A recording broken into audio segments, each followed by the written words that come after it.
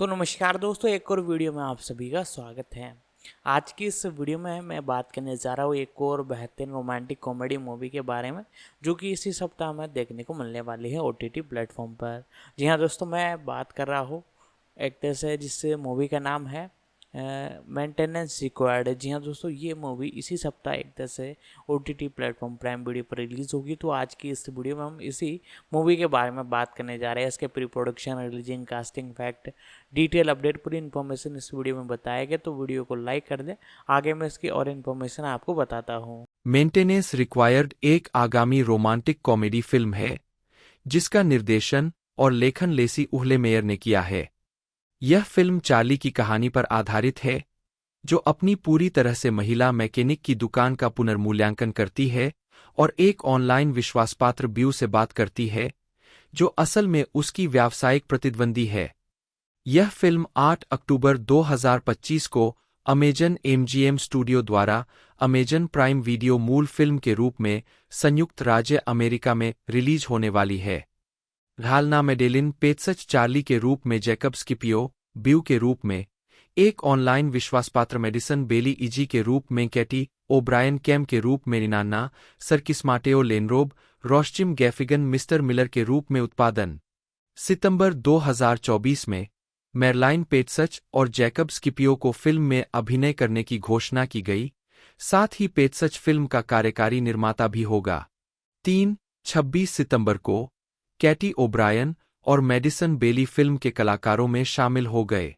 4 फिल्मांकन 12 सितंबर 2024 को शुरू हुआ। 5, 6 और 14 सितंबर को 2 दिनों के बाद लपेटा गया। 7 रॉब लॉर्ड को 7 मार्च 2025 तक स्कोर तैयार करने की घोषणा की गई थी। 8 मुक्त करना मेंटेनेंस रिक्वायर्ड को संयुक्त राज्य अमेरिका में 8 अक्टूबर 2025 को अमेजन प्राइम वीडियो ओरिजिनल के रूप में रिलीज किया जाना है।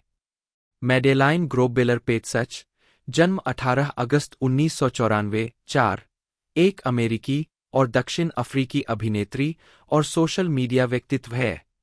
5 वह सीडब्ल्यू टेलीविजन श्रृंखला रिवरडेल 2017 से 2023 में चेरिल ब्लॉसम को चित्रित करने के लिए जानी जाती है। प्रारंभिक जीवन पेत्सच का जन्म 18 अगस्त 1994 को वाशिंगटन के पोर्ट ऑर्चर्ड में टिमोथी और मिशेल पेत्सच के घर हुआ था। 4, 6, 7, 8, 3 साल की उम्र में उन्होंने नृत्य कक्षाएं शुरू की और 2 साल बाद थिएटर कक्षाओं में दाखिला लिया। पेत्सच के माता पिता दक्षिण अफ्रीका से है और उन्होंने अपने जीवन के पहले 10 साल दक्षिण अफ्रीका और वाशिंगटन राज्य के बीच बिताए। 9, 10 उन्होंने टैकोमा स्कूल ऑफ आर्ट्स में पढ़ाई की और स्नातक होने के बाद लॉस एंजल्स में स्थानांतरित हो गईं। 11, 12, 8 पेत्सच का एक बड़ा भाई शॉन है, जो उनसे 3 साल बड़ा है।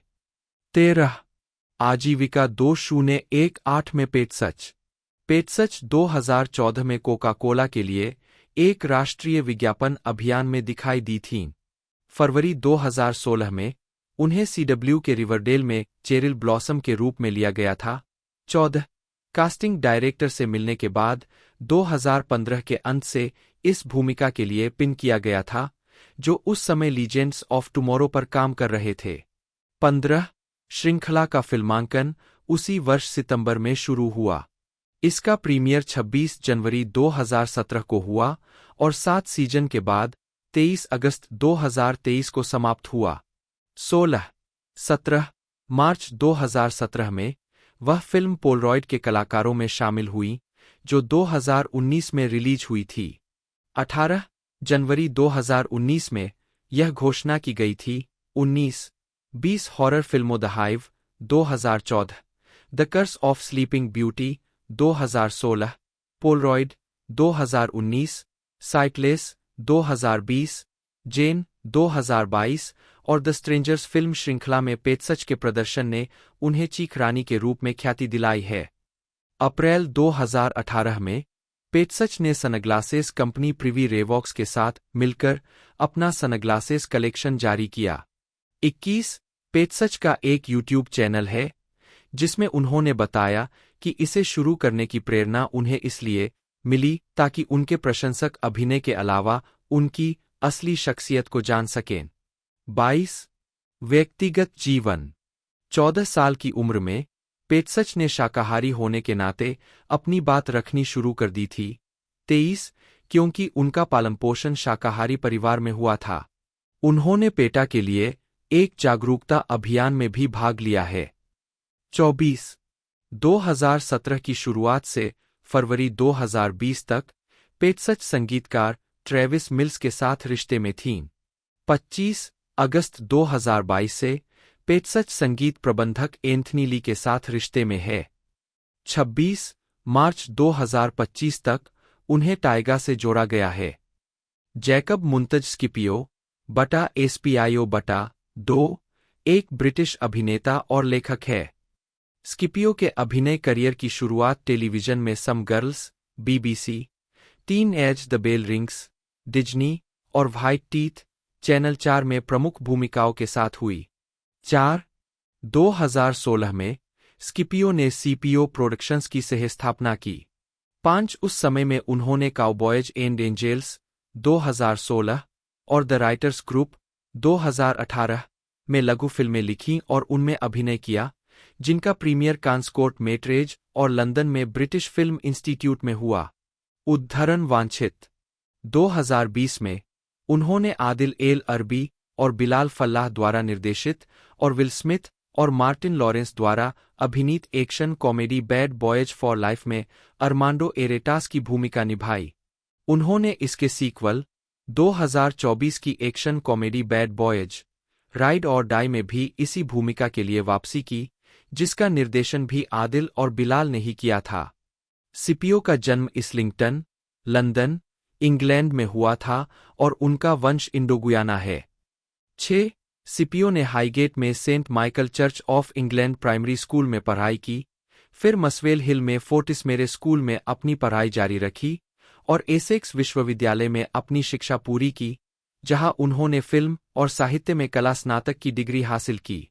स्किपियो का अभिनय करियर तब शुरू हुआ जब उन्हें 9 महीने की उम्र में स्क्रीन वन सीरीज के एक एपिसोड बम्बिनो मियो में जूली वाल्टर्स के दत्तक पुत्र की भूमिका में अपनी पहली भूमिका मिली। अपनी पढ़ाई के दौरान उन्होंने अभिनय जारी रखा और टेलीविजन, फिल्म और थिएटर में कई प्रमुख भूमिकाओं में अभिनय किया, जिसमें जेडी स्मिथ के व्हाइट टीथ का चैनल 4 रूपांतरण भी शामिल है, जहां 9 साल की उम्र में उन्होंने जुड़वां भाइयों मिल्लत और मैगिट की भूमिकाएं निभाईं। उन्होंने अभिनय जारी रखा और लंदन पैलेडियम में रॉजर्स और हैमरस्टाइन की द किंग एंड आई में एलेन पेज के साथ प्रिंस चूलालोंगकोर्न की भूमिका निभाई। फिल्मी करियर। जनवरी 2020 में स्किपियो ने बैड बॉयज फॉर लाइफ में मुख्य खलनायक अरमांडो एरेटास की भूमिका निभाई। यह भूमिका उन्होंने 2024 की फिल्म बैड बॉयज राइड और डाई में भी दोहराई। कुछ महीने बाद उन्होंने द आउटपोस्ट में अभिनय किया, जो कामदेश की लड़ाई में अमेरिकी सैनिकों की सच्ची कहानी है। स्किपियो ने जस्टिन टी गैलेगोस की भूमिका निभाई, जो एक अमेरिकी सेना के स्टाफ सार्जेंट थे, जिन्हें विशिष्ट सेवा क्रॉस से सम्मानित किया गया था। स्किपियो लास्ट लुक्स और विदाउट रिमोर्स में दिखाई दिए। बाद में स्किपियो को 2023 की फिल्म एक स्पेंड 4 बल्स में कास्ट किया गया। Television career. 2008 में स्किपियो ने एज द बेल रिंग्स की दूसरी श्रृंखला में बिप की भूमिका निभाई। उनकी अगली भूमिका लोकप्रिय सीबीबीज शो केरविज में केरविजिटर के रूप में आई। 7 जहां वह शो की मेजबानी करते हैं और फिर दौर पर टिप्पणी करते हैं। इसके बाद स्किपियो ने 2012 के life in my shoes production undefeated में अभिनय किया, जो HIV जागरूकता अभियान था, जिसे 2012 के कान फिल्म फेस्टिवल में शॉर्ट फिल्म कॉर्नर में दिखाया गया था। 8 2013 में उन्होंने hit BBC 3 comedy some girls की दूसरी श्रृंखला में टाइलर ब्लेन की भूमिका निभाई। अन्य भूमिकाओं में CBBC के डिक्सी में लुईस और 1 सितंबर 2015 को प्रसारित दानीज कैसल में शेक्सपियर के भूत थॉमस हिलमॉर्टन शामिल है। जनवरी 2021 में यह घोषणा की गई कि स्किपियो को आगामी Netflix thriller series pieces of her में माइकल वर्गास के रूप में लिया गया है, जिसे इसी नाम के करिन स्लॉटर उपन्यास से रूपांतरित किया गया है। मैडिसन लिली बेली, जन्म 29 जनवरी 1999, एक अमेरिकी अभिनेत्री है। उन्हें नेटफ्लिक्स की किशोर ड्रामा सीरीज आउटर बैंक्स 2020 वर्तमान में अभिनय के लिए जाना जाता है। 2. प्रारंभिक जीवन। बेली का जन्म उत्तरी कैरोलिना के कर्नरसविले में हुआ था और दत्तक माता-पिता ने कर्नरसविले में ही उनका पालन पोषण किया। उनके 6 बड़े भाई बहन हैं, 3 भाई और 3 बहनें, एक जिनमें से 5 को भी पालक देखभाल के माध्यम से गोद लिया गया था। 3. वह मॉरीशस और इतालवी मूल की है। 1 और उन्होंने एक मुख्यतः श्वेत परिवार और समुदाय में पलीबरी होने के बारे में खुलकर बात की है। 3, 4, 5 उनकी मां का देहांत 2018 में हो गया था। उनकी और उनकी 2 बहनों के पास उनकी याद में एक टैटू है। 6, 3, 7 बेली ने कर्नरसविले के ईस्ट फोर्सिथ हाई स्कूल में पढ़ाई की। 8 आजीविका। बेली मूल रूप से एक गायिका बनना चाहती थीं, लेकिन लोगों के सामने गाते समय मंच पर डर लगने के बाद 15 साल की उम्र में उन्होंने अभिनय और मॉडलिंग की ओर रुख किया। 9 उन्होंने अपने पेशेवर अभिनय करियर की शुरुआत 2015 में की। 10 टीवी सीरीज मिस्टर मर्सिडीज और कॉन्स्टेंटाइन में दिखाई दीं। 2018 में उन्हें CW science fiction TV series Black Lightning में वेंडी हर्नांडेज के रूप में लिया गया, जो एक किशोर मेटाहुमन है जो हवा को नियंत्रित करने और उसमें हेरफेर करने की क्षमता रखती है। यह भूमिका उन्होंने 2 सीजन तक निभाई। 2020 से उन्होंने Netflix mystery drama outer banks में कियारा की कैरेरा का किरदार निभाया है। 11 व्यक्तिगत जीवन। बेली को लगभग 12 वर्ष की आयु में बॉर्डरलाइन व्यक्तित्व विकार का निदान किया गया था। 12, 13, 1 बेली 2017 में पेनसेक्सुअल के रूप में सामने आई।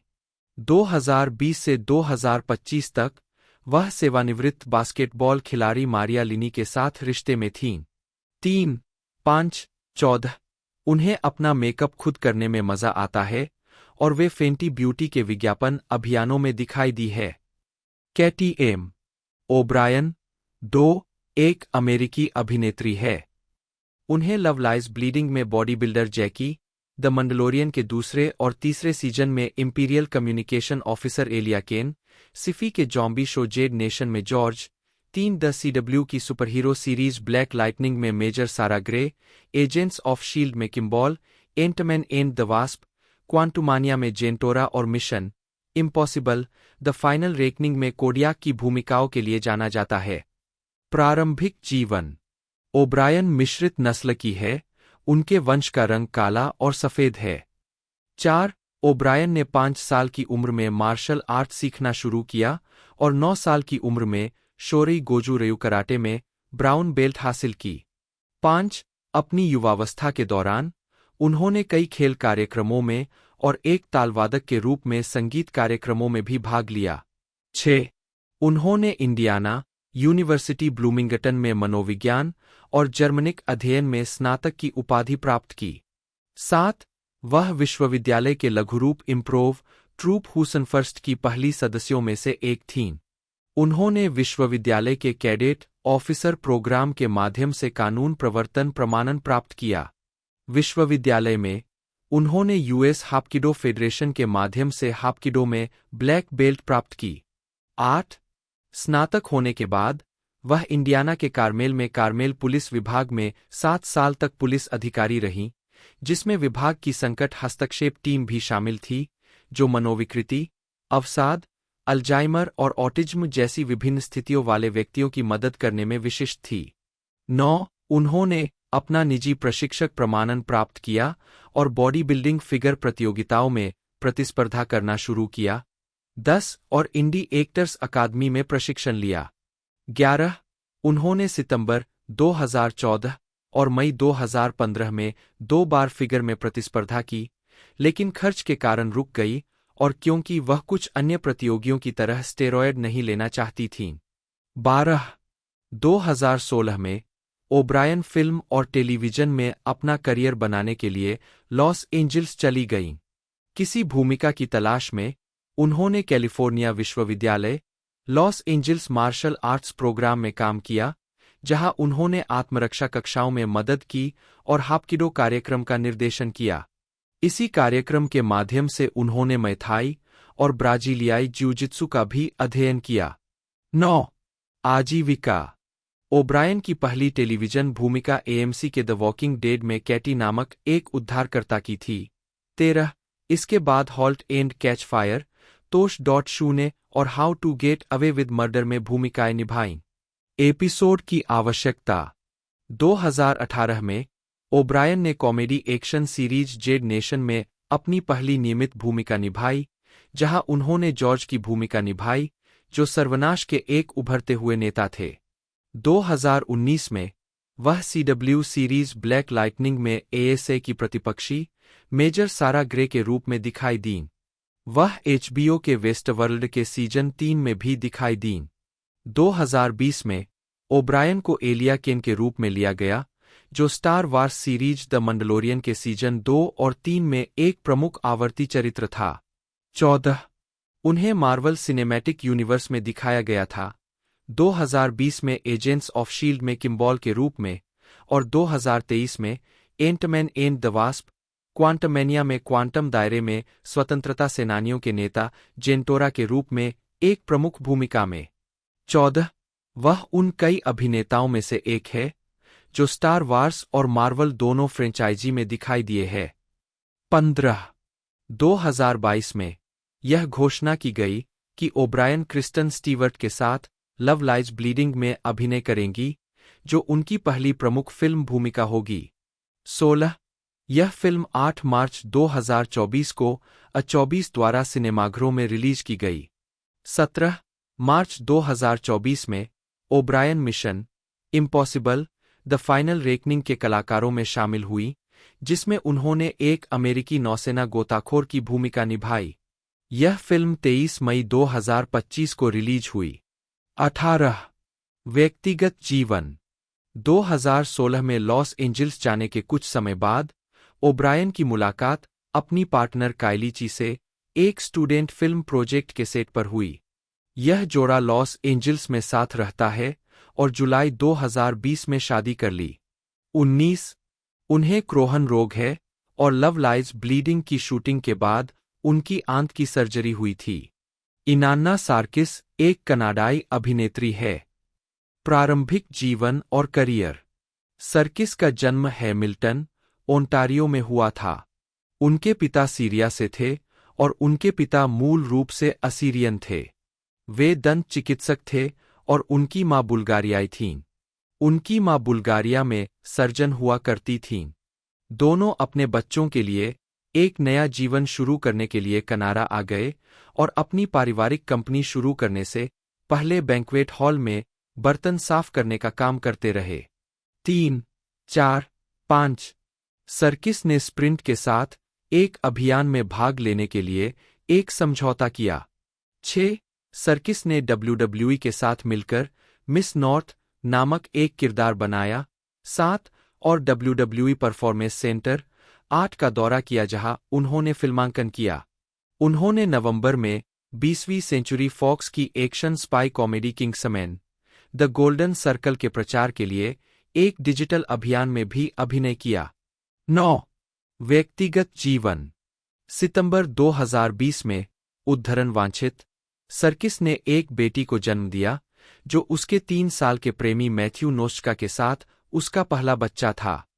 मैथ्यू मैटेओ लेन, जन्म 28 जून 1986, एक अमेरिकी हास्य अभिनेता, गायक और चित्रकार है।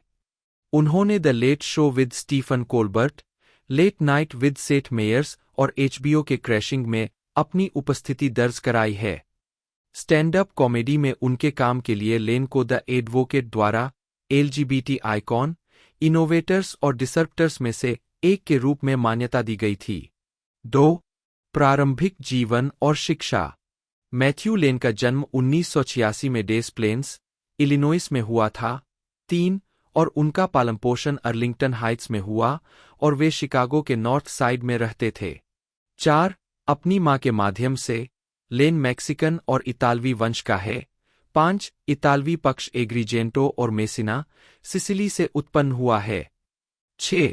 7.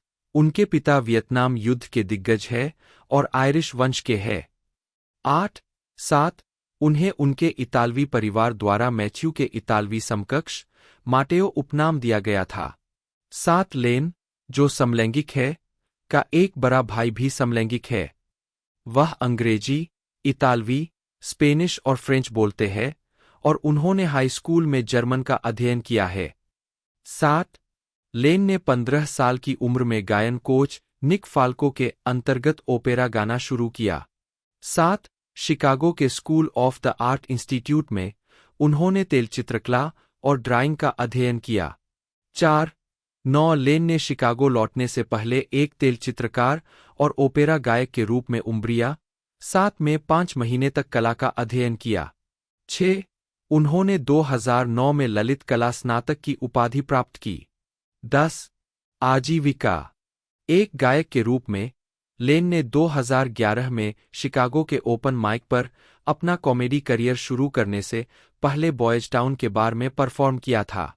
2012 के आसपास वह स्टोरी बोर्ड आर्टिस्ट के रूप में काम करने के लिए न्यूयॉर्क चले गए। एक साक्षात्कार में लेन ने कहा कि यह दुनिया का सबसे उबाऊ काम था। बाद में उन्होंने कॉमेडी करने के लिए यह नौकरी छोड़ दी। 9. न्यूयॉर्क शहर में उनके पसंदीदा प्रदर्शन स्थल कॉमेडी सेलर, द स्टैंड और न्यूयॉर्क कॉमेडी क्लब है। 11. 2014 जस्ट फॉर लाफ्स फेस्टिवल में न्यू फेसेस 6 में दिखाए जाने के बाद एमटीवी ने लेन को गायकोर में आने के लिए आमंत्रित किया।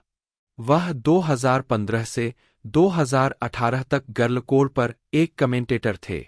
बाद में वह जोकिंग ऑफ में थे और उन्हें निकोल बायर, जेड कट्टाप्रेटा और ब्लेयर सोसी के साथ एमटीवी के लेडी लाइक में कास्ट किया गया था।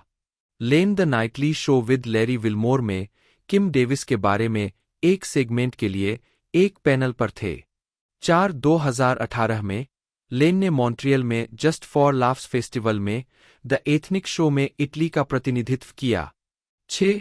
वह स्नैपचैट कॉमेडी घोस्ट हंट के होस्ट थे। 13. लेन और एम्मा विलमैन एक क्वीर थीम वाले पॉडकास्ट इनसाइड द क्लोसेट के सहोस्ट थे, जो फरवरी 2023 में समाप्त हो गया। 8. वे दोनों नेटफ्लिक्स के द कॉमेडी लाइनअप में भी शामिल है। 14. 1 मई 2018 को लेन और निको टॉर्टोरेला को नैन्सी पॉडकास्ट में दिखाया गया था। 15. लेन ने घोषणा की कि वह अप्रैल 2025 में योर पास्ता सक्स नामक एक कुकबुक जारी करेंगे, जो एक कुकबुक है। 16. को प्रभावित। लेन ने कहा है कि कॉमेडी में उनका सबसे बड़ा प्रभाव जॉन रिवर्स से है। उन्होंने उनके बारे में कहा, मुझे एहसास नहीं था कि आप कॉमेडी को एक हथियार के रूप में इस्तेमाल कर सकते हैं। उन्हें मंच पर देखना मेरे लिए बहुत सशक्त था। 17. उन्होंने यह भी कहा कि एलेन डीजेनेरेस और कैथी ग्रिफिन उनके प्रेरणा स्रोत थे। 18. लेन की पसंदीदा गायिकाएं मारिया केरी, पैटी लाबेले, व्हिटनी ह्यूस्टन, सेलिन डायोन और जेनिफर हडसन है। 12. व्यक्तिगत जीवन। खुलकर सामने आने पर लेन ने एक साक्षात्कार में कहा, मैंने अपना पूरा जीवन समलैंगिक होने पर शर्म महसूस करते हुए बिताया है और एक बार जब मैं खुलकर सामने आया तो मुझे एहसास हुआ कि मुझे समलैंगिक होने पर गर्व है। 8. लेन अपने शो के दौरान कई होमोफोबिक घटनाओं का शिकार रहे हैं। 9. खुले तौर पर समलैंगिक हास्य अभिनेता होने के बारे में वे बताते हैं, मुझे लगता है कि यह धीरे धीरे बेहतर हो रहा है, लेकिन यह कई मायनों में बिल्कुल नया क्षेत्र है। मैं यह नहीं कह रहा हूं कि ऐसे समलैंगिक हास्य कलाकार नहीं रहे हैं, मुझे पता है कि ऐसे लोग मौजूद हैं। 8. उन्होंने आगे कहा कि मैं बस इतना कह रहा हूं कि यह पहली बार है कि समलैंगिक, क्वीर, पुरुष हास्य कलाकार उस तरह सुर्खियों में है, जिस तरह सीधे हास्य कलाकारों को देखा जा रहा है। इसलिए यह सब बिल्कुल नया है। यह सब नया और खोजा गया और बिल्कुल नया क्षेत्र है। मुझे लगता है कि यह रोमांचक है। 8. लेन संगीतकार और पियानोवादक हेनरी कोपर्स्की के लंबे समय से दोस्त है, जिनके साथ वह कभी-कभी प्रदर्शन करते हैं। 19. 2017 के एक साक्षात्कार में लेन ने कहा कि जब वह अपने अभिनय में सीधे डोनाल्ड ट्रंप, उस समय अमेरिकी राष्ट्रपति के रूप में सेवारत, पर चर्चा नहीं करते हैं, तो उनकी सामग्री अपने आप में ट्रंप के खिलाफ एक स्टैंड है। 9. 19 अगस्त 2023 को लेन ने इंस्टाग्राम के माध्यम से घोषणा की कि वह और उनके साथी रोड्रिगो अबुर्टो विवाहित है। जिम क्रिस्टोफर गैफिगन, जन्म 7 जुलाई 1966, एक अमेरिकी स्टैंड अप कॉमेडियन, अभिनेता, लेखक और निर्माता है। उनकी सामग्री अक्सर पितृत्व, आलस्य, भोजन, धर्म और सामान्य टिप्पणियों पर केंद्रित होती है। उन्हें एक साफ-सुथरा हास्य कलाकार माना जाता है, जो अपने कार्यक्रमों में बहुत कम गाली-गलौज का प्रयोग करते हैं, हालांकि वे समय-समय पर इसका प्रयोग करते हैं। उन्होंने कई सफल कॉमेडी स्पेशल रिलीज किए हैं, जिनमें मिस्टर यूनिवर्स, ऑब्सेस्ड, सिंको और क्वालिटी टाइम शामिल है, और इन सभी को ग्रैमी नामांकन प्राप्त हुए हैं। गैफिगन का संस्मरण डैड इज फैट 2013 और पुस्तक फूड, अ लव स्टोरी 2014 दोनों क्राउन पब्लिशर्स द्वारा प्रकाशित किए गए थे। उन्होंने अपने जीवन पर आधारित TV Land series The Jim Gaffigan Show का सहनिर्माण और अभिनय किया। वह अपनी पत्नी, अभिनेत्री जेनी गैफिगन, जिनसे उनके 5 बच्चे हैं, के साथ व्यापक रूप से सहयोग करते हैं। प्रारंभिक जीवन। गैफिगन का जन्म 7 जुलाई 1966 को 2 एल्गिन, इलिनॉइस में हुआ था। 3 वे चैरिटी कार्यकर्ता और फंडराइजर मार्सिया मिरियम, नी मिशेल और बैंकर माइकल एम्ब्रोस गैफिगन के 6 बच्चों में सबसे छोटे थे। 5 आयरिश मूल के उनके परिवार का उपनाम गावाहन था। 5 उनके नाना आयोवा सुप्रीम कोर्ट के जस्टिस रिचर्ड एफ मिशेल थे। 5 गैफिगन का पालनपोषण नॉर्थवेस्ट इंडियाना के चेस्टरटन में हुआ था, एक ऐसा क्षेत्र जिसने उनकी कॉमेडी को इसकी प्रामाणिकता के कारण प्रभावित किया है। 6 और अक्सर एक बड़े परिवार में बड़े होने के बारे में मजाक करते हैं।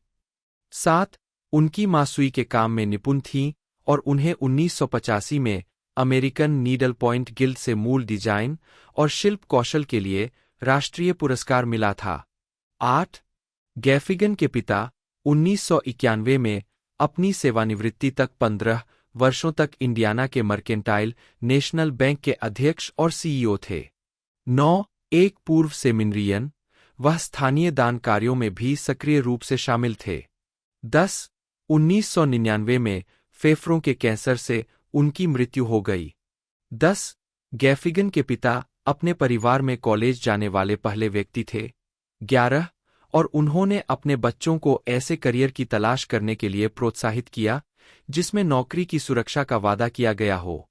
12 हालांकि लगभग 5 साल की उम्र में गैफिगन ने घोषणा की कि वह एक अभिनेता बनना चाहते हैं। 13 किशोरावस्था में गैफिगन सैटरडे नाइट लाइव देखते थे। 11 उन्होंने इंडियाना के ला पोर्टे में ला लुमियर स्कूल में पढ़ाई की, जहां उन्होंने स्कूल की फुटबॉल टीम में खेला। उन्होंने 1 साल के लिए पर्ड्यू विश्वविद्यालय में भाग लिया, जहां वे फी गामा डेल्टा बिरादरी के सदस्य थे। जॉर्जटाउन विश्वविद्यालय के मैकडोनो स्कूल ऑफ बिजनेस में स्थानांतरित होने से पहले, जहां उन्होंने 1988 में वित्त में डिग्री के साथ स्नातक किया। 14 उन्होंने जॉर्जटाउन और पर्ड्यू में फुटबॉल खेला।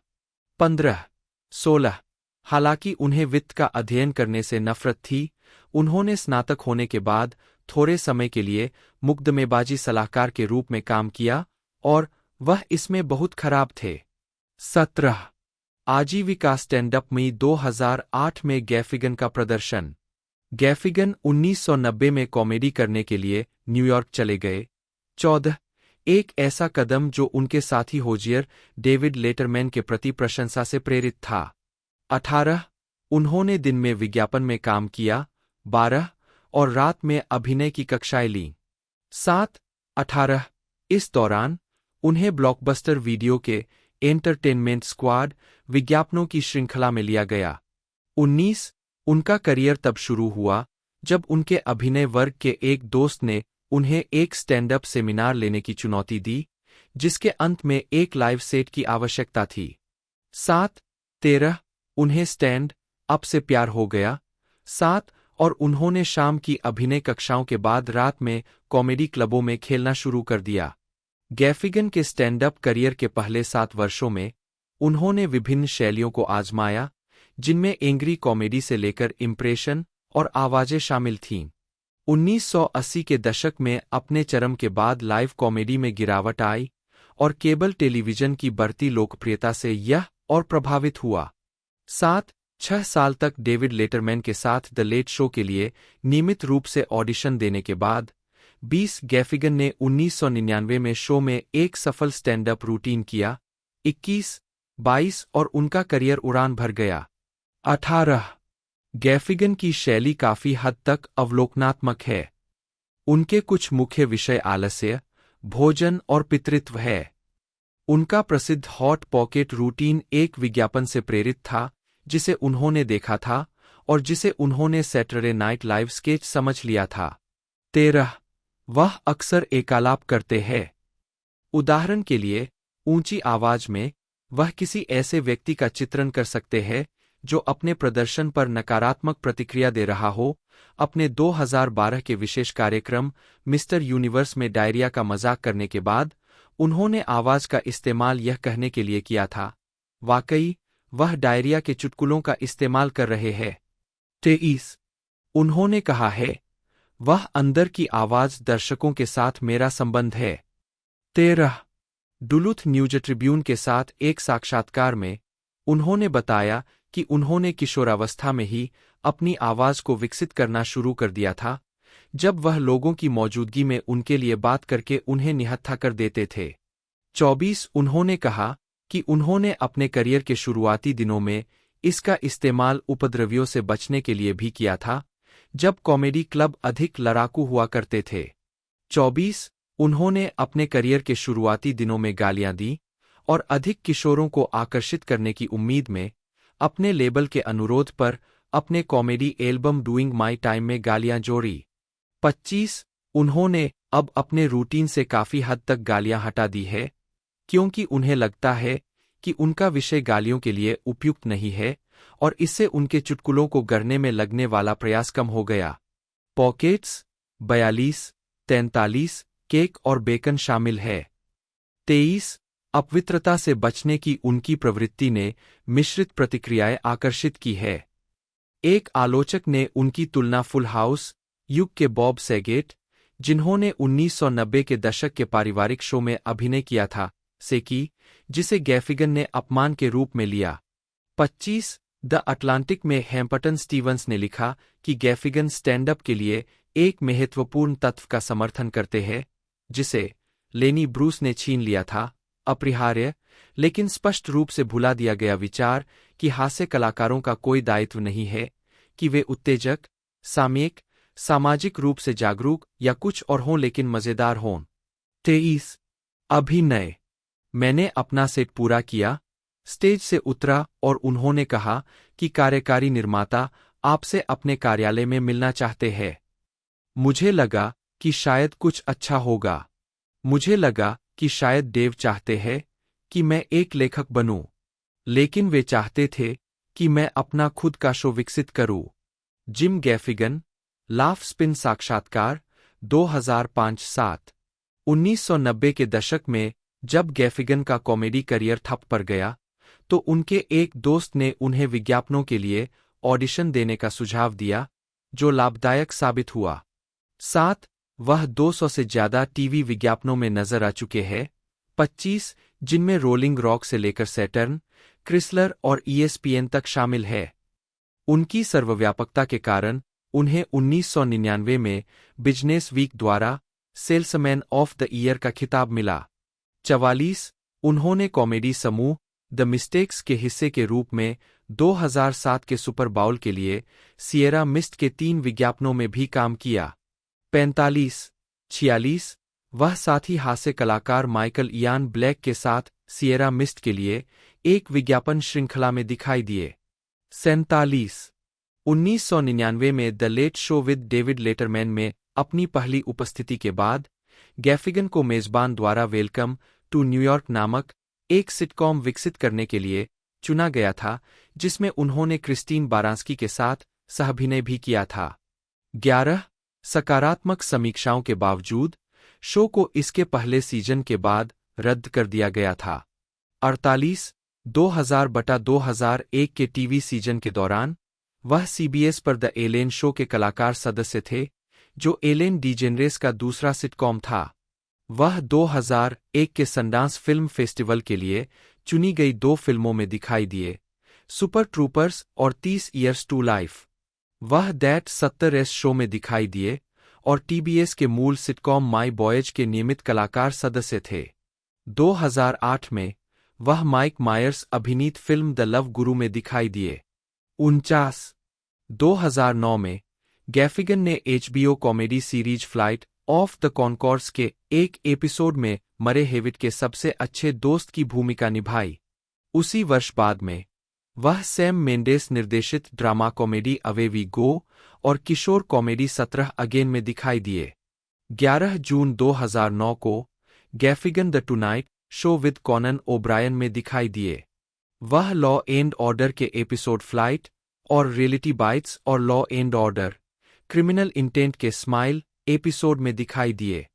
50 वह द डेली शो के एक एपिसोड में एक ऐसे व्यक्ति के रूप में थे जो खुद को डेली शो का संवाददाता बताता था, जिसे शो के बारे में कुछ भी नहीं पता।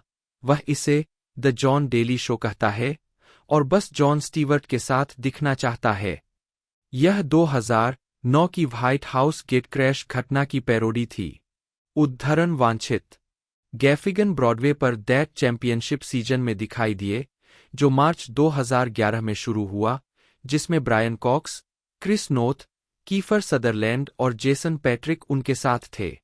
51 एबीसी न्यूज के संवाददाता सैंडी केनियन ने उनके प्रदर्शन की प्रशंसा करते हुए उन्हें सबसे ज्यादा भावुक बताया और कहा कि वह शो चुरा सकते हैं। 52 गैफिगन ने ब्रॉडवे पर होने को एक अद्भुत अनुभव, वास्तव में कठिन लेकिन वास्तव में मजेदार बताया।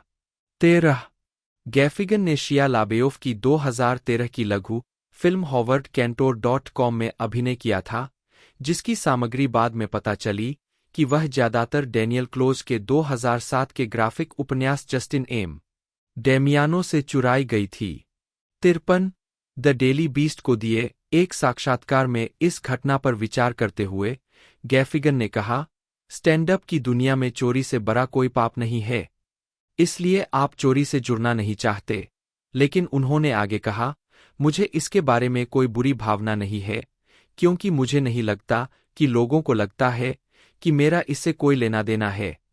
11 2010 के दशक में गैफिगन, उनकी पत्नी और पीटर टोलन ने अपने जीवन पर आधारित एक शो के लिए सामग्री विकसित करना शुरू किया। सीबीएस ने मार्च 2013 में अपने शो के पायलट को शूट करने पर सहमति व्यक्त की, जिसमें मार्क हिर्शफेल्ड चर्वन द्वारा कास्टिंग की गई और मीरा सोर्विनो ने उनकी पत्नी की भूमिका निभाई।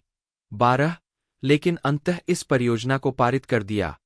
55 जब केबल नेटवर्क टीवी लैंड ने मूल सामग्री को प्रसारित करने और युवा दर्शकों को आकर्षित करने के प्रयास शुरू किए, तो इसने गैफिगन को पूर्ण रचनात्मक नियंत्रण की पेशकश की। परिणाम द जिम गैफिगन शो था, जो एक 2 बेडरूम वाले न्यूयॉर्क सिटी अपार्टमेंट में अपने 5 बच्चों की परवरिश करने वाले एक जोड़े के बारे में एक सिटकॉम था। जून 2015 में 2 ऑनलाइन केवल एपिसोड जारी होने के बाद अन्य किरदारों में उनके रियल एस्टेट एजेंट और जेनी के सबसे अच्छे दोस्त डैनियल माइकल इयान ब्लैक द्वारा अभिनीत जिम के साथी कॉमेडियन और सबसे अच्छे दोस्त डेव एडम गोल्डबर्ग और उनके पादरी फादर निकोलस टोंगाई चिरिसा शामिल है। शो के 2 सीजन के बाद 2016 में जिम और उनकी पत्नी जेनी ने तीसरे सीजन को जारी न रखने का फैसला किया ताकि वे अपने बच्चों के साथ ज्यादा समय बिता सकें। 57 गैफिगन ने फिल्म एक्सपेरिमेंटर में सहअभिनय किया, जो येल प्रोफेसर स्टेनली मिलग्राम के प्रयोगों का एक काल्पनिक विवरण है। 58 गैफिगन ने प्रयोगों में सहयोग करने के लिए काम पर रखे गए एक अभिनेता की भूमिका निभाई है। 58 फरवरी 2016 में गैफिगन ने केएफसी विज्ञापनों में कर्नल सैंडर्स के रूप में दिखाई देना शुरू किया। 59 नॉर्म मैकडोनाल्ड की जगह। 8 अप्रैल 2016 से गैफिगन अपने परिवार के साथ 2017 क्रिसलर पैसिफिका के मार्केटिंग अभियान में दिखाई दिए है। 60 अक्टूबर 2016 में यह घोषणा की गई थी कि गैफिगन एंथोलॉजी ड्रामा सीरीज फार्गो के तीसरे सीजन के कलाकारों में शामिल होंगे। 61 हालांकि अंतः शेड्यूलिंग कठिनाइयों के कारण उन्हें बाहर निकलने के लिए मजबूर होना पड़ा। उनकी जगह मार्क फॉरवर्ड को लिया गया। 2018 में उन्होंने जेसन क्लार्क और केट मारा अभिनीत जीवनी नाटक चप्पाक्विडिक में पॉल मार्खम को सकारात्मक समीक्षा के साथ चित्रित किया। 62 गैफिगन ने अगली बार 2018 की नियोनोयर फिल्म अमेरिकन ड्रीमर में मुख्य भूमिका निभाई, जो 20 सितंबर 2019 को रिलीज हुई थी। हताश कार्यों के लिए प्रेरित एक टूटे हुए आदमी के गैफिगन के अंधेरे चित्रण को आलोचकों द्वारा बहुत अच्छी तरह से प्राप्त किया गया था। 63 शिकागो सनटाइम्स की समीक्षा ने इसे गैफिगन द्वारा करियर का सर्वश्रेष्ठ नाटकीय प्रदर्शन कहा।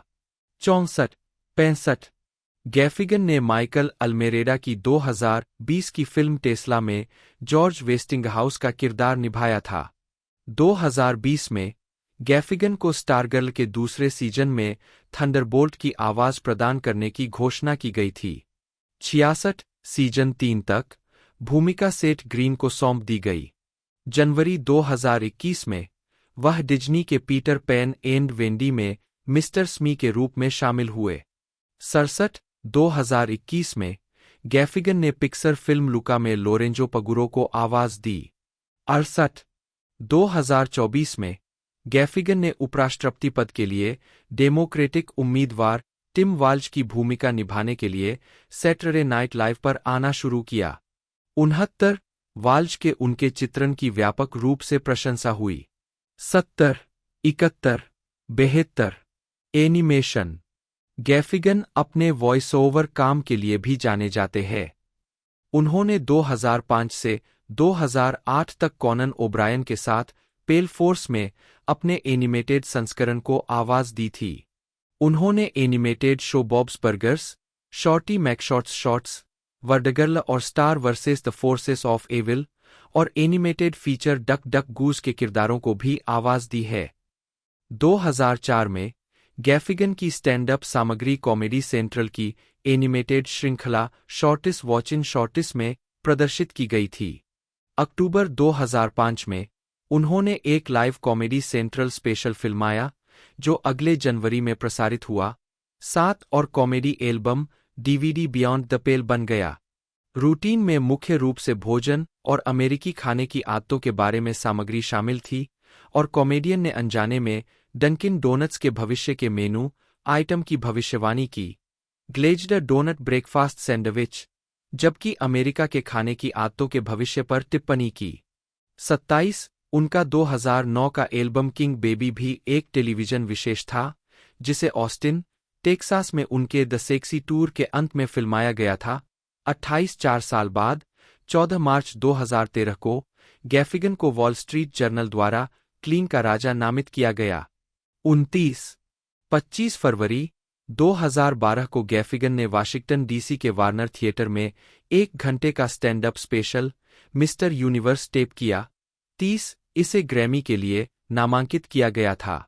12 उन्होंने घोषणा की कि लुई सीके के live at the beacon theatre द्वारा उपयोग किए गए व्यवसाय मॉडल के आधार पर स्टैंड अप उनकी वेबसाइट के माध्यम से $5 में ऑनलाइन उपलब्ध होगा। कुल आय का 20% बॉब वुडरूफ फाउंडेशन को जाएगा। 31 एक संगठन जो सैन्य दिग्गजों को सहायता प्रदान करता है।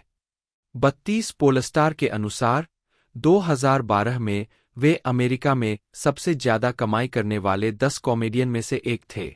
12 गैफिगन ने 18 जनवरी 2014 को बोस्टन के विल्बर थिएटर में जिम गैफिगन ऑब्सेस्ड नामक अपने 2014 कॉमेडी स्पेशल को फिल्माया। 33 ऑब्सेस्ड का प्रीमियर 27 अप्रैल को कॉमेडी सेंट्रल पर हुआ और यह नेटवर्क के लिए साल का सबसे ज्यादा देखा जाने वाला स्टैंड अप कॉमेडी स्पेशल बन गया। 34 साथ वाला एल्बम, जिसका शीर्षक भी ऑब्सेस्ड है, बिलबोर्ड 200 पर नंबर 11 पर और बिलबोर्ड कॉमेडी एल्बम चार्ट पर नंबर 1 पर शुरू हुआ। 35 2015 में उन्होंने एक प्रमुख दौरे की शुरुआत की, जिसका समापन मैडिसन स्क्वायर गार्डन में एक शीतकालीन शो में हुआ। 11 गैफिगन ने धर्मार्थ कार्यों के समर्थन के लिए भी स्टैंड अप प्रदर्शन किया है। 2002 में वह ग्वांतानामो बे नेवल बेस में यूनाइटेड सर्विस ऑर्गेनाइजेशन के कार्यक्रम का हिस्सा थे। 36 गैफिगन ने 2013 stand up for heroes charity कार्यक्रम में बॉब वुडरूफ फाउंडेशन को लाभ पहुंचाने वाले साथी stand up comedian Jerry Seinfeld, Bill Cosby और जॉन स्टीवर्ट के साथ प्रदर्शन किया। 37 गैफिगन ने 2013 CNN हीरोज कार्यक्रम में भी प्रदर्शन किया, जो दुनिया भर में असाधारण काम करने वाले रोजमर्रा के नायकों का जश्न मनाता है। 38 मई 2014 में गैफिगन ने मेक इट राइट गाला में प्रदर्शन किया, जो ब्रैड पिट द्वारा स्थापित एक संगठन है जो जरूरतमंद समुदायों के लिए टिकाऊ घर और इमारतें बनाता है। गैफिगन इस समारोह में शामिल होने वाले एकमात्र हास्य कलाकार थे और इस कार्यक्रम में पोप फ्रांसिस भी शामिल हुए थे। इस कार्यक्रम में 10 लाख से ज्यादा लोग शामिल हुए थे। जून 2016 तक गैफिगन 647 मिलियन से अधिक स्पिन के साथ pandora.com पर सबसे लोकप्रिय कॉमिक था। 40 2016 में गैफिगन ने अपना फुली ड्रेस्ड टूर शुरू किया, जिसमें उन्होंने संयुक्त राज्य अमेरिका, कनाडा और यूके में प्रदर्शन किया। गैफिगन मॉन्ट्रियल, क्यूबेक में जस्ट फॉर लाफ्स कॉमेडी महोत्सव में कई बार उपस्थित हुए हैं। को प्रभावित गैफिगन ने डेविड लेटरमैन और बिल मरे को अपने प्रभाव का श्रेय दिया और कहा कि रिचर्ड प्रायर अब तक के सबसे महान स्टैंड अप कॉमेडियन थे। 11 उनके कॉमेडी गुरु डेव एटेल थे, जिनके बारे में गैफिगन ने कहा कि वह एकमात्र व्यक्ति थे जिन्होंने सोचा था कि वह अपने शुरुआती स्टैंड अप वर्षों में मजेदार थे। 41 गैफिगन पर आधारित कॉमेडियन इन कार्स गेटिंग कॉफी के एपिसोड में उन्होंने स्वीकार किया कि शो के होस्ट जेरी सीनफील्ड का उन पर बहुत प्रभाव था। स्वागत गैफिगन को व्यापक रूप से एक साधारण व्यक्ति और एक साफसुथरे हास्य कलाकार के रूप में जाना जाता है। 42 उनके कुछ विशिष्ट रूटीन में हॉट लिखना 2008 में गैफिगन ने late night with Conan O'Brien के लिए पेल फोर्स 2005 से 2008 नामक एनिमेटेड लघु फिल्मों की एक श्रृंखला का निर्माण किया।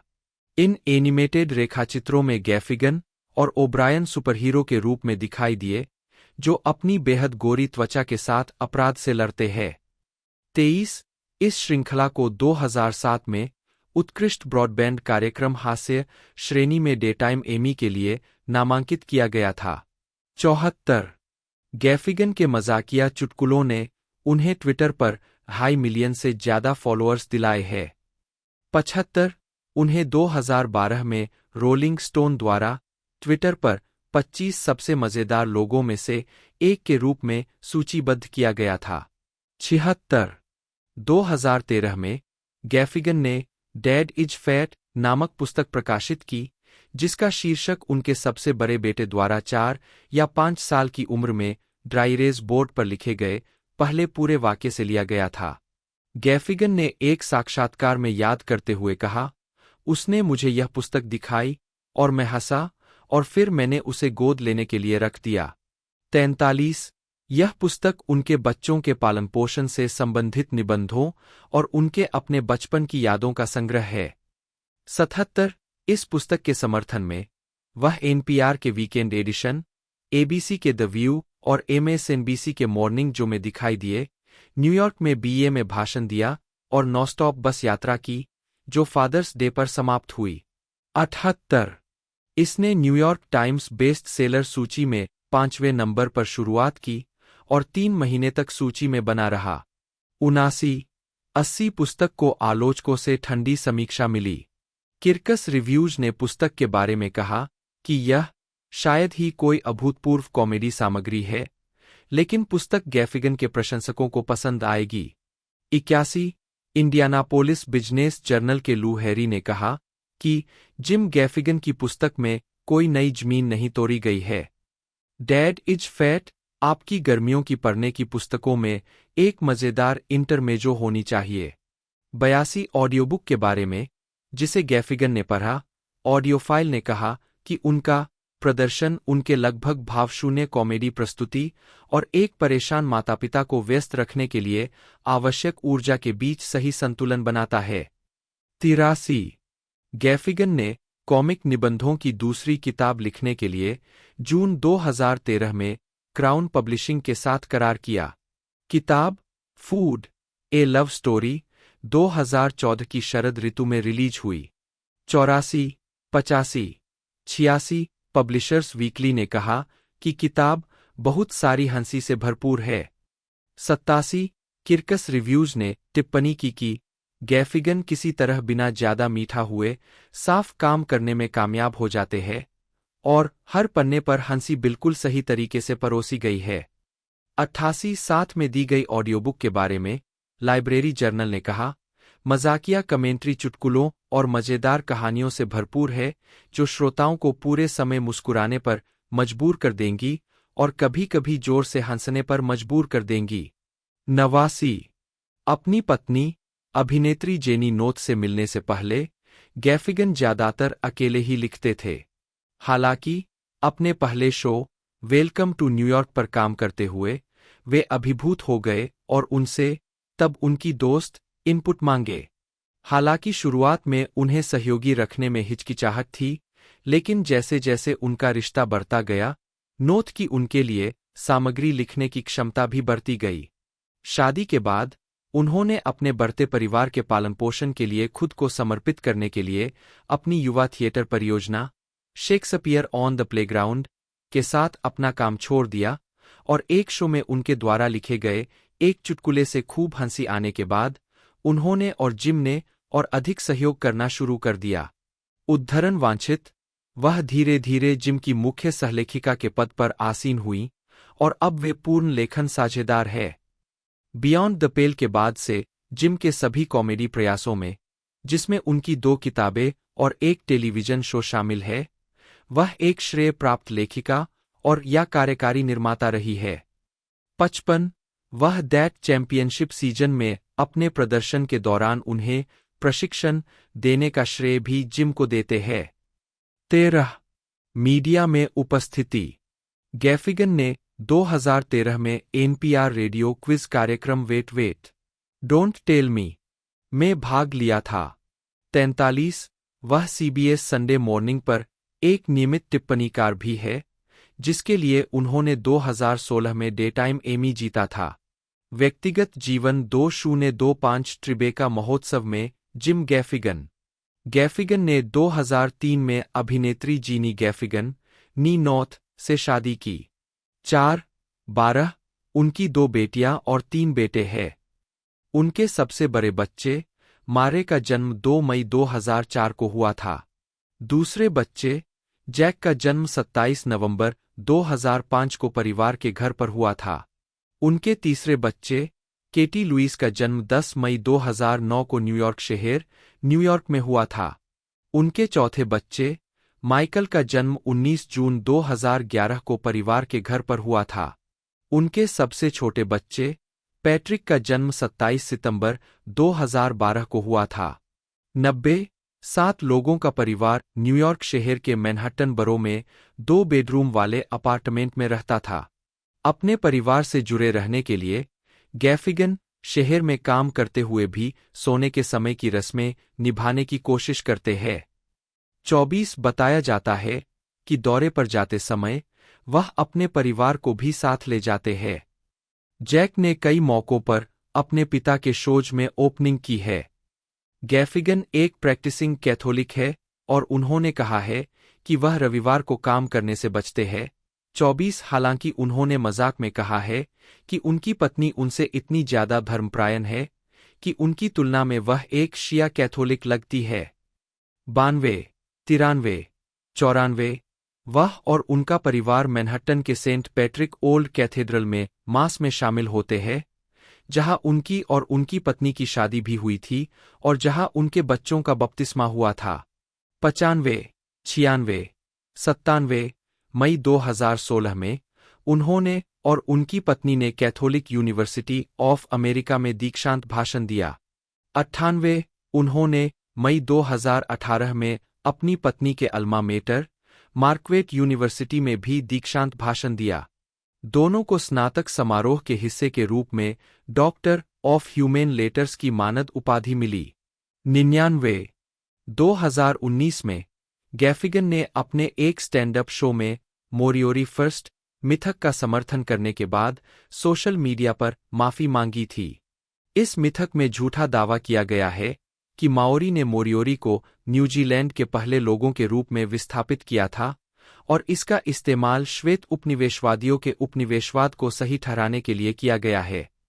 100 गैफिगन ने माओरी लोगों के बारे में अपमानजनक टिप्पणियां भी कीं, जिन्हें न्यूजीलैंड के सोशल मीडिया पर आक्रामक और अज्ञानी बताया गया। 101, 100, 102, 103 डिस्कोग्राफी 2001 लुइगीज डॉगहाउस 104, 2001 अर्थशास्त्र 2003 मोर मूमूज 2004 the last supper 2004 doing my time 2006 beyond the pale 2009 king baby 2012 mister universe 2014 जुनूनी 2017 सिंको 2018 noble ape 2019 quality time 2020 the pale tourist 2021 comedy monster 2023 गहरा पीला 2024 कैदी 2025 द स्किनी। ब्रूस ग्रीन एक अमेरिकी फिल्म संपादक है जो गैरी मार्शल, मार्क वाटर्स और जॉन टर्टेलटब जैसे निर्देशकों के साथ अपने काम के लिए जाने जाते हैं। एक संपादक माइकल काहन द्वारा प्रशिक्षित, वे raiders of the lost ark 1981 और Indiana Jones and the temple of doom 1984 के पहले सहायक संपादक थे। 2 वे स्टार वार्स 1977 के दृश्य प्रभाव विभाग में थे। 3, 4 ग्रीन ने अपने करियर की शुरुआत फ्राइडे द 13th फिल्मों के संपादन से की, जिनमें Friday the 13th, a new beginning और Friday the 13th part 6, Jason lives शामिल है। बाद में उन्होंने cool runnings, the princess diaries और फ्रीकी फ्राइडे जैसी फिल्मों का संपादन किया। 4 उन्होंने टेलीविजन में भी काम किया है, जेन द वर्जिन का संपादन किया है।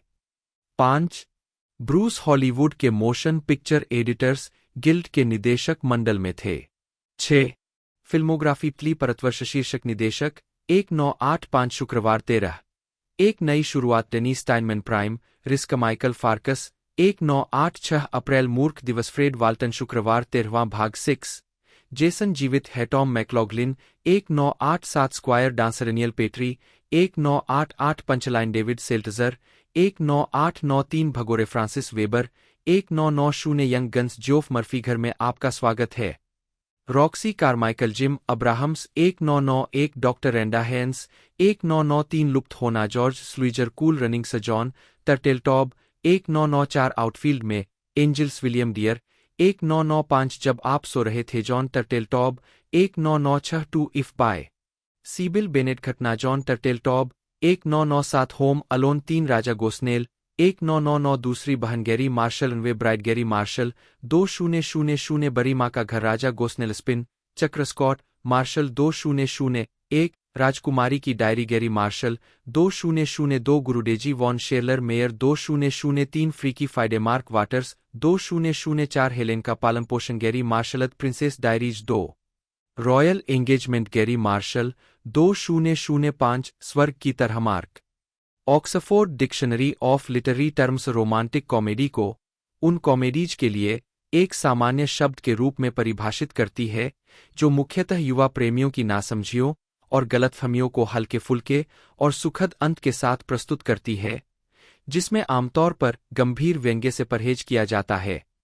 इस संदर्भ में कहा गया है कि सबसे प्रसिद्ध उदाहरण 1590 के दशक के उत्तरार्ध में शेक्सपियर की comedies a midsummer night's dream, twelfth night और एज यू लाइक इट है, जो सबसे विशुद्ध रूप से रोमांटिक है, जबकि मच अरो अबाउट नथिंग शिष्टाचार की कॉमेडी के करीब है और the merchant of Venice tragicomedy के ज्यादा करीब है। 4. हालांकि पश्चिमी यूरोपीय मध्यकाल में रोमांटिक प्रेम की साहित्यिक परंपरा के विकास के बाद ही रोमांस का अर्थ रोमांटिक प्रेम की स्थितियों से जोड़ा जाने लगा। पहले इन्हें मध्ययुगीन शूरवीरतापूर्ण रोमांस के वीरतापूर्ण कारनामों के रूप में संदर्भित किया जाता था। ये कारनामे पारंपरिक रूप से एक महिला की ओर से एक शूरवीर के कारनामों पर केंद्रित होते थे, इसलिए प्रेम के आधुनिक विषय जल्दी ही उनमें समा गए, जैसा कि क्रेटियन डी ट्रॉयस की कृति Lancelot the knight of the cart में है। 5. The Philadelphia story romantic comedy का शिखर माना जाता है। समकालीन रोमांटिक कॉमेडी शैली को 18वीं सदी की रेस्टोरेशन कॉमेडी और 19वीं सदी के रोमांटिक मेलोड्रामा ने आकार दिया। 6. रेस्टोरेशन कॉमेडी आम तौर पर शिष्टाचार की कॉमेडी होती थी, जो उच्च समाज के जटिल सामाजिक नियमों के ज्ञान पर निर्भर करती थी, विशेष रूप से विवाह बाजार को नेविगेट करने से संबंधित। इनमें से कई नाटकों में कथानक की एक अंतर्निहित विशेषता, जैसे कि विलियम विचेरले की द कंट्री वाइफ। 7. जबकि रोमांटिक काल के मेलोड्रामा का कॉमेडी से बहुत कम लेना देना था, वे घरेलू और भावुक त्रासदियों के तत्वों को शामिल करने वाले संकर थे। पेंटोमाइम हावभाव, शरीर और पीछा करने के रोमांच पर जोर देने के साथ, और अभिव्यक्ति की अन्य शैलियां जैसे गाने और लोक कथाएं। 8. 20वीं सदी में जैसे जैसे हॉलीवुड का विकास हुआ, अमेरिका में रोमांटिक कॉमेडी ने अपने तेज बदलावों में समाज के अन्य पहलुओं को प्रतिबिंबित किया और दशकों में कई उपशैलियां विकसित कीं। हम इसे 1920 से 1930 के दशक में हेजकोर की सेंसरशिप के जवाब में स्क्रूबॉल कॉमेडी, 9 द्वितीय विश्व युद्ध के बाद की करियर वुमन कॉमेडी, जैसे जॉर्ज स्टीवंस की वुमन ऑफ द ईयर, जिसमें कैथरीन हेपर्न और स्पेंसर ट्रेसी ने अभिनय किया था, और 1950 से 1960 के दशक में रॉक हडसन और डोरिस डे द्वारा लोकप्रिय बनाई गई सेक्स कॉमेडी में देख सकते हैं। 6. विकास इस अनुभाग में सत्यापन हेतु अतिरिक्त उद्धरणों की आवश्यकता है। कृपया इस अनुभाग में विश्वसनीय स्रोतों से उद्धरण जोड़कर इस लेख को बेहतर बनाने में सहायता करें। बिना सूत्रों की सामग्री को चुनौती देकर हटाया जा सकता है। अक्टूबर 2024। जाने कि इस संदेश को कैसे और कब हटाया जाए। 7 ईयर इच 1955 के ट्रेलर में मर्लिन मुनरो और टॉम इवेल। पिछले कुछ वर्षों में रोमांटिक कॉमेडी धीरे धीरे पुरुषों और महिलाओं दोनों के बीच ज्यादा लोकप्रिय होती जा रही है। उद्धरण वांछित, ये फिल्में अपनी पारंपरिक संरचना से बाहर निकलकर दूसरे क्षेत्रों में फैलने लगी है और ज्यादा जटिल विषयों की पड़ताल करने लगी है। ये फिल्में अभी भी एक हल्की फुल्की और हास्यपूर्ण फिल्म, नाटक आदि, जिसका केंद्रीय कथानक एक सुखद प्रेम कहानी है, 10 के विशिष्ट कथानक का अनुसरण करती है, लेकिन ज्यादा जटिलता के साथ। कुछ रोमांटिक कॉमेडीज ने मुख्य पात्रों के लिए विशेष परिस्थितियों को अपनाया है, जैसा कि वार्म बॉडीज में है, जहां नायक एक जॉम्बी है जो अपने प्रेमी को खाने के बाद एक मानव लड़की से प्यार करने लगता है। एक दूसरे के प्रति उनके प्यार का असर यह होता है कि यह दूसरे जॉम्बी तक फैलने लगता है और यहां तक कि उनका इलाज भी शुरू कर देता है। जॉम्बी के इलाज के साथ दोनों मुख्य पात्र अब एक साथ हो सकते हैं क्योंकि उनके बीच अब कोई बाधा नहीं है। 11 परिस्थितियों का एक और अजीब set Jack and Miri make a porno में है, जहां दो नायक एक साथ अश्लील फिल्म बनाने की कोशिश करते हुए एक रिश्ता बना रहे हैं। ये दोनों फिल्में सामान्य कहानी चाप लेती है और फिर मौलिकता जोड़ने के लिए अजीब परिस्थितियों को जोड़ती है। अन्य रोमांटिक कॉमेडीज रोमांटिक कॉमेडी शैली की मानक परंपराओं को तोड़ देती है। 500 डेज ऑफ समर जैसी फिल्मों में दो मुख्य पात्र एक साथ नहीं मिलते, जिससे नायक कुछ हद तक विचलित हो जाता है। एडम जैसी अन्य फिल्मों में दो मुख्य पात्र अलग अलग हो जाते हैं, लेकिन फिर भी संतुष्ट रहते हैं और दूसरे लक्ष्यों और प्रेम प्रसंगों को आगे बढ़ाते हैं। द अपार्टमेंट को अब तक की सबसे महान फिल्मों में से एक माना जाता है और इसे अमेरिकन फिल्म इंस्टीट्यूट और साइट एंड साउंड पत्रिका की सूचियों में शामिल किया गया है। 1994 में यह लाइब्रेरी ऑफ कांग्रेस की राष्ट्रीय फिल्म रजिस्ट्री में शामिल होने के लिए चुनी गई 25 फिल्मों में से एक थी। 13 कुछ रोमांटिक कॉमेडीज में हास्य प्रभाव जोड़ने के लिए लैंगिक भूमिकाओं को उलट दिया जाता है, जो स्क्रूबॉल कॉमेडीज में लोकप्रिय है। 14 इन फिल्मों में ऐसे किरदार होते हैं जिनके गुण समाज द्वारा उन पर थोपी गई लैंगिक भूमिका से अलग होते हैं, जैसा कि फॉरगेटिंग सारा मार्शल में देखा जा सकता है, जिसमें पुरुष नायक अपनी भावनाओं के साथ विशेष रूप से जुड़ा होता है। इसे मेड ऑफ ऑनर में भी देखा जा सकता है, जिसमें महिला ब्राइड्समेड्स को पुरुष प्रधान की पसंद को बढ़ाने के लिए नकारात्मक और कुछ हद तक मर्दाना रूप में दिखाया गया है। 15 रोमांटिक कॉमेडी के अन्य रीमेक में भी ऐसे ही तत्व शामिल होते हैं, लेकिन वे विवाह, जिम्मेदारी या यहाँ तक कि विकलांगता जैसे ज्यादा वयस्क विषयों को भी उजागर करते हैं। जर अपाटो की 2 फिल्में दिस इज 40 और नॉक्ड अप इन्हीं मुद्दों पर केंद्रित है। दिस इज 40 की उम्र में प्रवेश कर रहे एक जोड़े के मध्यजीवन संकट का वर्णन करती है और नॉक्ड अप अनचाहे गर्भ और उसके बाद जिम्मेदारी उठाने की कहानी कहती है। सिल्वर लाइनिंग्स प्लेबुक मानसिक बीमारी और एक नया रिश्ता शुरू करने के साहस पर आधारित है। ये सभी फिल्में रोमांटिक कॉमेडी की एक शैली के रूप में प्रचलित रूढ़िवादिता के विरुद्ध। रॉबर्ट केली रॉश, जन्म 1 सितंबर 1998, एक अमेरिकी सांप पकड़ने वाले और टेलीविजन व्यक्तित्व है, जिन्हें 2023 और 2024 में peacock dating show love island USA के 5वें और 6ठे सीजन में एक प्रतियोगी के रूप में प्रदर्शित होने के लिए जाना जाता है और पीकॉक की ही रियलिटी प्रतियोगिता श्रृंखला द ट्रैटर्स के 4थे सीजन में भी भाग लिया। जीवन और करियर। रॉबर्ट केली रॉश का जन्म 1 सितंबर 1998 को फ्लोरेंस, अल्बामा में रॉबर्ट और जेनिफर रॉश के घर हुआ था। उनके पिता एक फोटोग्राफर और लग्जरी डिजाइनर है। 2 रॉश की 2 बहनें और एक भाई है। 3 उन्होंने 2017 से 2020 तक उत्तरी अल्बामा विश्वविद्यालय में पढ़ाई की।